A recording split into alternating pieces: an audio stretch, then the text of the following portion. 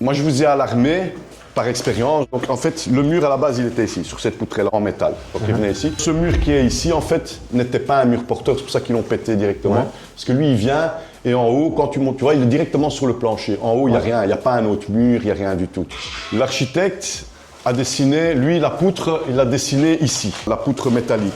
Si on met une poutre, c'est ici, ou alors on pète le mur en haut. Mais il me dit que les gars, quand ils ont cassé de l'autre côté pour faire la finition, ils se sont rendus compte que la poutre, donc ce qui tient le toit, hein, la fêtière, tu vois, la panne intermédiaire qui tient le toit, en fait, elle est sectionnée au centre et ils ont rabouté. Ça veut dire que tu as une poutre qui vient et la deuxième vient à côté et puis tu as le mur en dessous. Si j'enlève le mur, le toit va tomber.